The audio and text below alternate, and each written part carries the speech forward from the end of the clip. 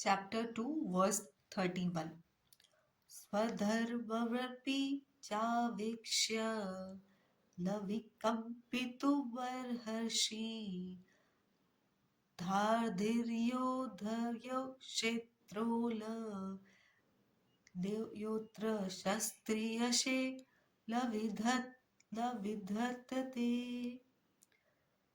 श्री कृष्ण कहते हैं, इसके अलावा एक योद्धा के रूप में अपने कर्तव्य पर विचार करते हुए तुम्हें उसका त्याग नहीं करना चाहिए।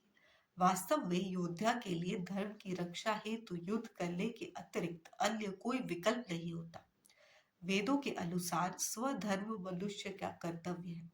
स्वधर्म या मनुष्य के लिए निर्धारित कर्तव्य दो प्रकार के होते हैं।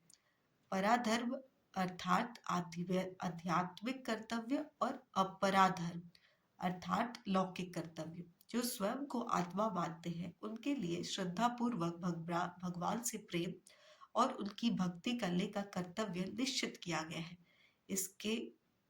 इसे पराधर्म कहते हैं क्योंकि भौतिक जगत में बहुसंख्या लोग इसे आध्यात्मिक परिश्रम से प्रेरित नहीं होते, इसलिए वेदों में उनके लिए कुछ कर्तव्य निश्चित किए गए हैं।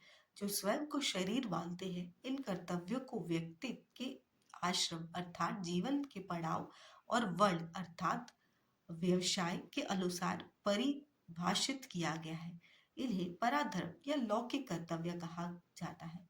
भगवत गीता और वैदिक ग्रंथों का अध्ययन करते हुए धार्मिक और लौकिक कर्तव्यों के अंतर पर गहनता के साथ ध्यान देना आवश्यक है।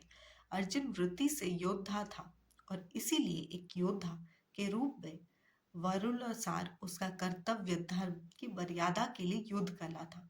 श्री कृष्ण इसे स्वधर्म अर्थात शारीरिक स्तर पर निर्धारित कर्तव्यों के रूप में संबोधित करते हैं।